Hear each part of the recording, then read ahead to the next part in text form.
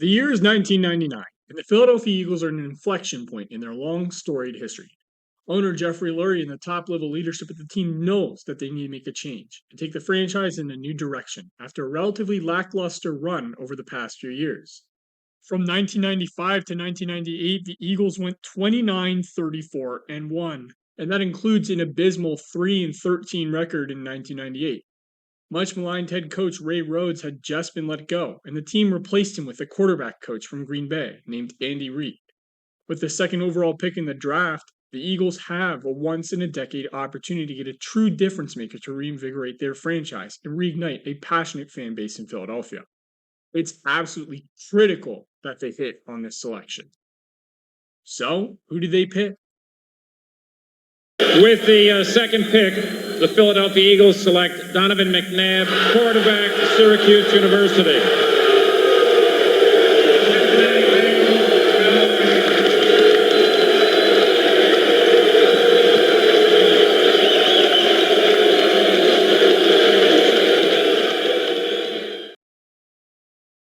As we all know now, with the second overall pick in the 1999 draft, the Philadelphia Eagles would select Syracuse quarterback Donovan McNabb.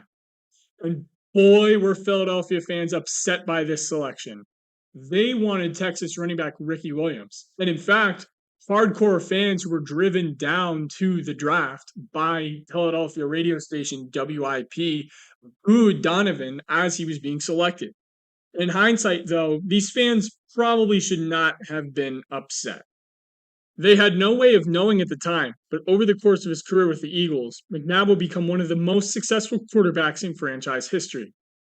Over the course of his career, he ended up leading the team to 5 NFC title game appearances, including 4 straight from 2001 to 2004, which culminated in a Super Bowl berth. McNabb would quarterback the team for 11 years, and he set multiple franchise records in almost every major passing category. Donovan McNabb is considered by many fans and analysts to be the best quarterback the Eagles have ever had. Yet, at the same time, if he so much as utter his name in Philadelphia, the city will almost certainly erupt into a violent civil war. In fact, I imagine this video is going to cause something like this too. Donovan is that controversial. Many fans consider Donovan to be a failure who withered when the light shone brightest and who never really held himself accountable, both physically and mentally. Rumors still persist to this day that teammates hated him in the locker room, that he was lazy and indifferent at best, and self-centered at worst. So, who is he? Which quarterback is Donovan McNabb? Was he the guy who led the Eagles to one of the most sustained runs of success in franchise and NFL history?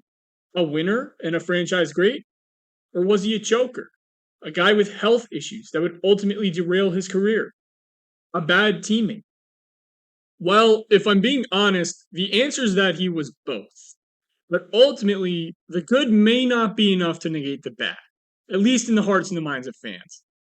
But let's give the guy a fair shake. Let's break down his career, let's break down the good and the bad, and really understand just what makes Donovan McNabb Philadelphia's polarizing player.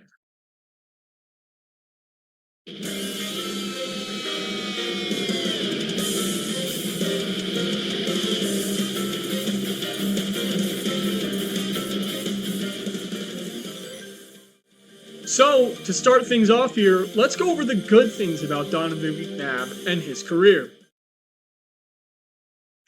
Great! Now with that covered, let's get right into the bad things. Jokes aside, as you might be able to tell by that bit, I'm not exactly stumping for Donovan McNabb to be in the Hall of Fame here. I'm also an Eagles fan, and despite our reputation as a completely calm and rational fan base, you'll be surprised to learn that I might be a bit emotional and biased when it comes to this topic. Now, before we get any further into the video, I want to clarify something first. I am a bit too young to remember Donovan McNabb's heyday as a player. But despite that, given who he is and the role he's played in Eagles history, I've heard and seen plenty of things about number 5. I've watched a lot of Donovan highlights and lowlights, and I've done plenty of research into him and his career for this video. My personal opinion on Donovan McNabb, purely as a football player and not on his personality or anything else about him, is as follows. He was decent on the field. a slightly above average level quarterback, but not by much. Certainly, he's no Patrick Mahomes or Drew Brees. I think the word I'm looking for is mid. He's mid. Yeah, that sounds about right. A mid-level quarterback in an era where those mostly didn't exist, which made him appear better than he actually was. Believe it or not, that's actually pretty high praise coming from me. People who know me know that I'm notoriously harsh when it comes to my evaluation of NFL quarterbacks. So for me to call Donovan McNabb mid is actually almost a compliment. In fact, I'm so harsh that I firmly believe that none of the quarterbacks from the 2004 draft class belong in the Hall of Fame. But that's a video for another day, and regardless of my personal thoughts on him, I want to use this video to give Donovan McNabb a fair evaluation. So let's actually get into the positives of his career now.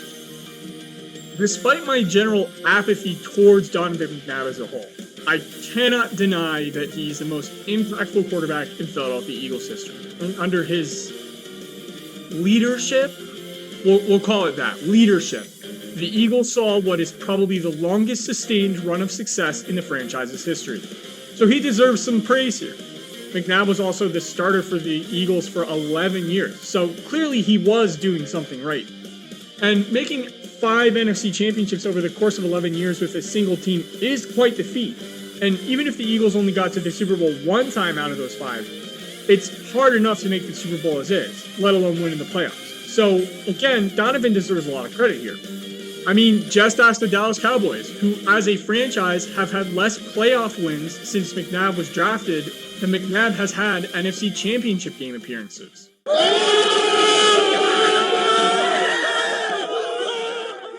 During his tenure, the Eagles went 92, 49, and 1 in the games that Donovan McNabb started in. Winning around 65% of your games as a starter in the NFL, in my view, is pretty good. And Donovan made the Pro Bowl 6 times, including 5 straight years from 2000 to 2004. And although statistically most of Donovan McNabb's numbers aren't exactly eye-popping here, having over 37,000 career passing yards, 234 career passing touchdowns, and a 2-to-1 touchdown to interception ratio over the course of your career is again pretty good. On top of that, Donovan McNabb was also a pretty decent runner, getting nearly 3,500 yards and scoring 29 touchdowns on the ground. Not exemplary by any means, but a team like, the Washington Commanders would absolutely kill for quarterback production like this. And funny enough, Washington did trade for McNabb back in 2010. He then subsequently killed their playoff hopes for that year by going 5-8 as a starter and throwing 15 interceptions to only 14 touchdowns. Heck, heaving out the Eagles' 2nd round and a 4th round pick out of this deal too. Of course, when you talk about the highlights of Donovan McNabb's career, you have to talk about his 2004 campaign, which was by far his best year as a quarterback. Throwing for nearly 3,900 yards and 31 touchdowns to only 8 interceptions to go along with 220 yards and 3 touchdowns on the ground, Donovan led the Eagles to a 13-3 record, the #1 seed in the NFC, and a Super Bowl appearance. Donovan's 2004 season was one of the best individual performances by an Eagles player in history, and despite the heartbreaking loss in the Super Bowl to the Patriots, no one can deny that it was not only a special year for the Eagles, but a special one for their quarterback.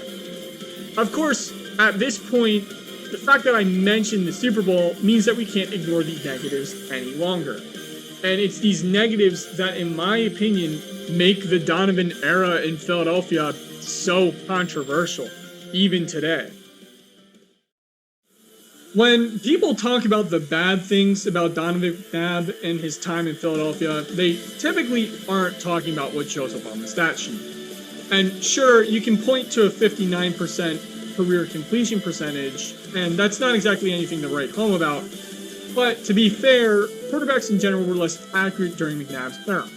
And yeah, you can point out that he never had a 4,000-yard season, but again, McNabb was a pretty solid player who won a lot of games, at least when you look at it statistically. I certainly won't deny that. But players in the NFL, and people for that matter in general, are more than just numbers on a spreadsheet. Context absolutely matters, and if you don't take that into account, you're essentially missing half the story. And with this in mind, we get to the bad things about Donovan McNabb's career. chances are, if you ask 100 Eagles fans what they think of Donovan McNabb as a player, I guarantee you half of them will call him a choker. A guy who could not win when the lights got bright. And let's be fair to Donovan McNabb here, he did win a lot of games in his Philadelphia career. 92 wins with the franchise over 11 years is no joke. But when you look at Donovan McNabb's playoff record, a different story starts to be painted here. Donovan only went 9-7 in the playoffs with the Philadelphia Eagles, which is still a winning record. But context, again, matters a lot. 4 of his 7 losses in the playoffs were in the NFC Championship game, and another one was in the Super Bowl.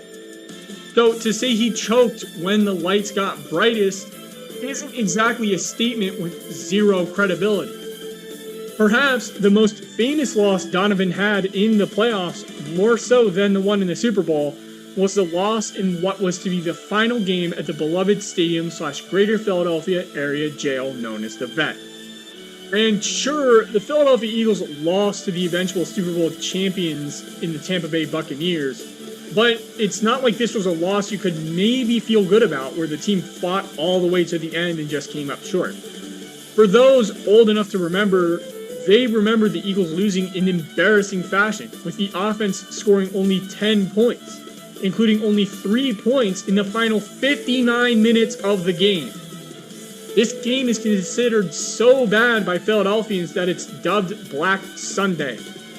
Yet, purely from a football standpoint, you could argue that things were worse the next year when the Eagles managed to score only 3 points in 60 minutes, losing to the Carolina Panthers.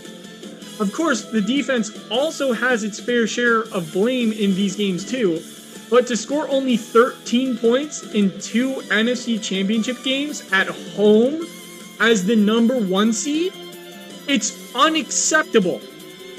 And fair or not, wins are considered a QB stat, and Donovan McNabb and the Eagles lost 3 NFC championships in a row from 2001 to 2003, with the offense averaging just over 12 points a game. That is terrible in any era. The Eagles also lost to the Arizona Cardinals in the NFC Championship game in 2008. But to be fair here, the Eagles in 08 should not have been anywhere near the NFC Championship game, and the fact of the matter is, Donovan actually played pretty well in this game. So to say he choked in every single big game is not exactly fair. But over the whole course of his career, a trend does emerge. And with that, let's get into the Super Bowl, because the NFC Championship is not where the playoff woes end for McNabb. The one year the Eagles did make the Super Bowl, which was in 2004, they also lost.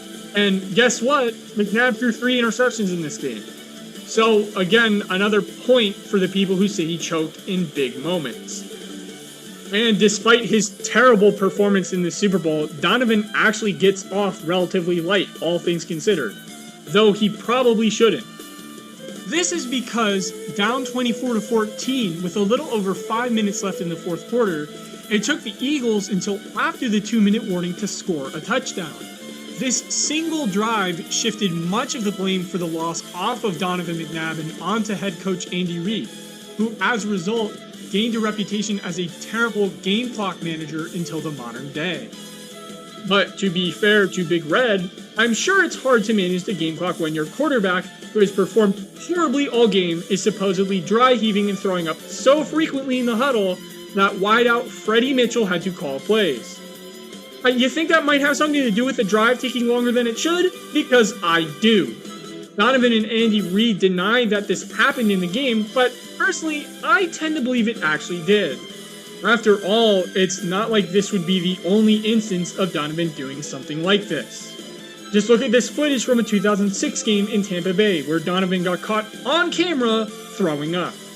And while this footage is certainly gross to watch, it highlights another big problem a lot of Eagles fans have had with Donovan McNabb, which is his physical conditioning. Considering Donovan's playing weight in college was 223 pounds, he wasn't exactly known as a small guy. In fact, he was even sponsored by Campbell's Chunky Soup, in no small part due to his size. It was part of his brand and what helped make him the player and personality that he was. But once he got to the NFL, his weight became much more scrutinized, and the issues that potentially stemmed from his playing weight plagued him throughout his career, especially after that 2004 loss in the Super Bowl. And throughout his NFL career, he was listed as weighing 240 pounds, which is significantly larger than his playing weight in college. What's more, he likely weighed more than this, if reports from his final year in the NFL, where he was benched by the Minnesota Vikings, are to be believed. There were reports in the latter half of his career that he had cardiovascular issues, primarily stemming from his weight, which impacted his endurance and ability to stay on the field. In fact, if you look at Donovan's injury history, the major injuries he had mostly occurred in the back half of his career, which lines up with when these reports really began to surface about his health and conditioning problems. To Philadelphia fans, the fact that he likely knew about his health issues and he didn't do anything about it is infuriating. Here was a quarterback being paid millions of dollars with access to top-notch gymnasiums, equipment, dietitians, and athletic trainers, and despite everyone asking him to take care of his health so he could play, he seemingly refused to do so. And as a result, the team didn't perform to expectations in the back half of his career, in large part because Donovan was missing time due to injuries, which likely stemmed from his poor physical condition. As a fan, it's infuriating, and fans in Philadelphia had every right to be upset by this. But ultimately, the conditioning problems with Donovan McNabb pale in comparison to what many cite as his biggest problem as an Eagle, and as a player. The issue I'm about to cover is what really makes him this controversial in Philadelphia even to this day. The conditioning is really just one of the more notable examples of this bigger issue showing up. The reason why Donovan McNabb is so hated in Philadelphia by so many people is because of his attitude and the complete and utter lack of accountability he had both on and off the field, both to his teammates and to the city of brotherly love. And this is where things start to really get ugly. Now, unless you've lived under a rock, chances are you've heard of the feud between T.O. and Donovan McNabb. In fact, it's still going on today. But McNabb's feud with Terrell Owens is not the only instance in which he's gotten into fights with his teammates. He once upset his teammates after a tie in 2008 because he didn't play with urgency. Famously, McNabb said afterwards that he didn't know that ties were a thing in the NFL. Deshaun Jackson has gone on record calling the quarterback selfish after Donovan McNabb played team youth in a playoff loss. Linebacker turned media personality Jeremiah Trotter has criticized the quarterback extensively, particularly for his performances in big games. Rumors began to circulate that when McNabb was in Washington, he refused to practice with tempo, despite the pleas of his coaches and teammates to do so. There are even rumors that he would drink heavily before games, including before that 2004 Super Bowl, which again, he probably and most definitely did throw up in. Now, I'm not going to specifically comment on whether or not I think the criticism from his teammates is warranted or whether or not I think these rumors about Donovan McNabb are true, but I will say that when you look at these rumors and these comments as a collective whole, there's definitely a narrative that begins to emerge. And this narrative portrays Donovan McNabb as a selfish person and teammate with accountability issues.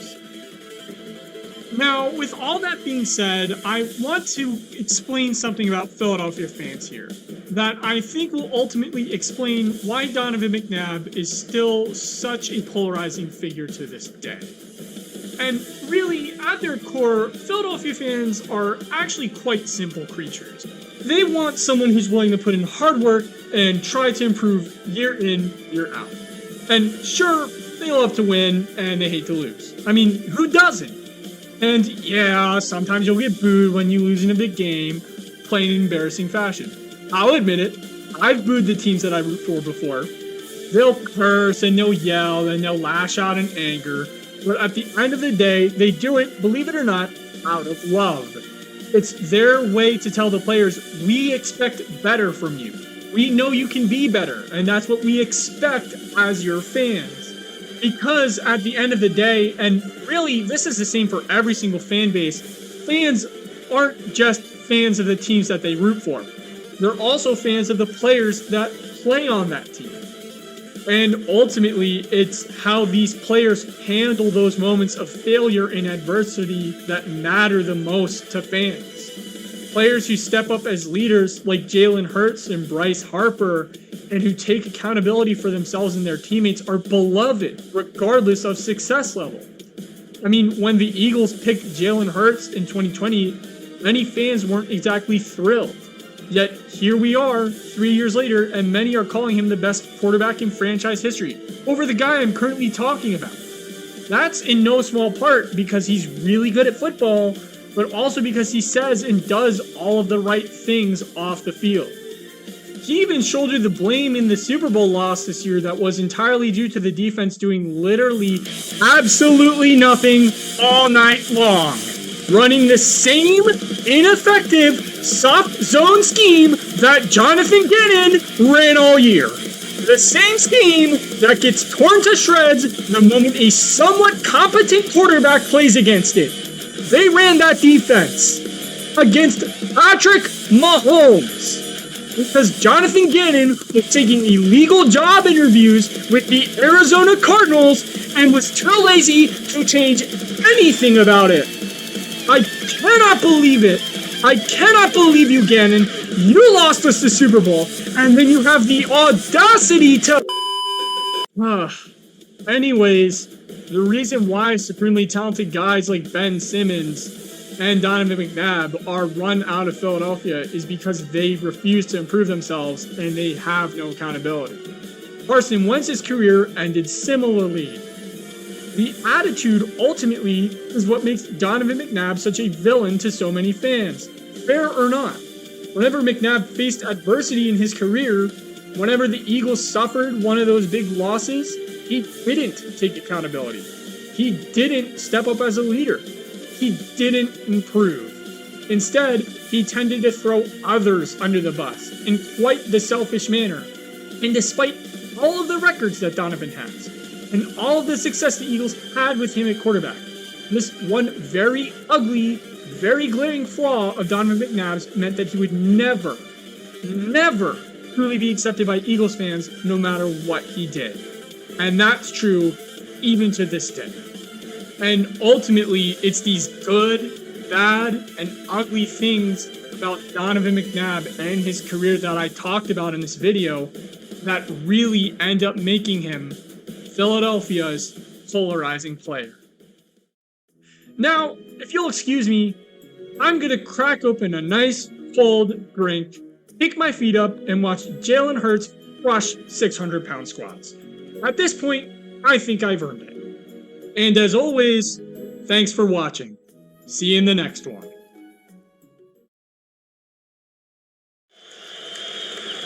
I stand here to let you know I truly love and respect everything that you've given me for 10 years.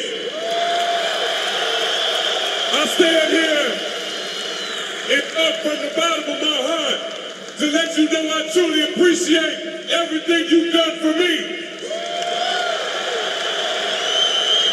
Words cannot say how much I truly love you. Those 10 banners up there, 6 of them we are responsible for. And I want you to understand that.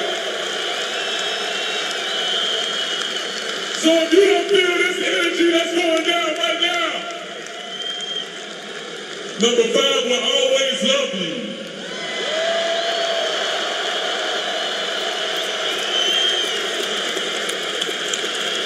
The city of brotherly love. Thank you.